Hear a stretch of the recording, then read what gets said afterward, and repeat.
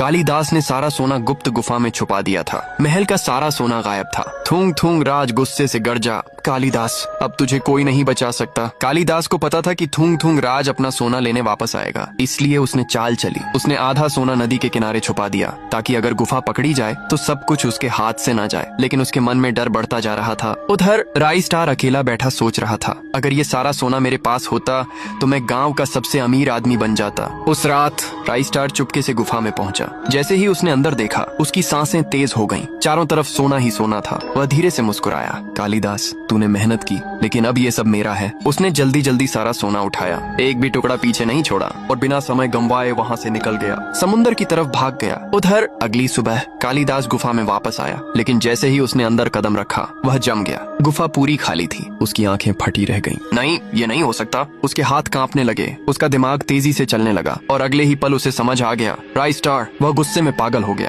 तुरंत वहाँ से भागा सीधे नदी के किनारे जहाँ उसने आधा सोना छुपाया था। वह जल्दी जल्दी मिट्टी हटाने लगा, लेकिन उसका दिल बैठ गया। वहाँ भी कुछ नहीं था। अब कालिदास के पास कुछ भी नहीं बचा था, न गुफा का सोना न नदी किनारे वाला। वह घुटनों के बल बैठ गया। उसके मुंह से आवाज भी नहीं निकल रही थी। तभी पीछे से एक भारी आवाज आई, खत्म हो गया। कालिदास का शरीर कांप उठा। वह धीरे धीरे पीछे मुड़ा और सामने था थुंग थुंग राज। उसकी आंखें गुस्से से जल रही थीं। कालिदास कुछ बोल नहीं पाया। थुंग थुंग राज धीरे से बोला, तू सोच रहा था तू बच जाएगा। कालिदास जमीन पर गिर गया, लेकिन अब बहुत देर हो चुकी थी। उसी समय राई स्टार समुंदर की तरफ भाग चुका था। उसके चेहरे पर लालच साफ दिख रहा था।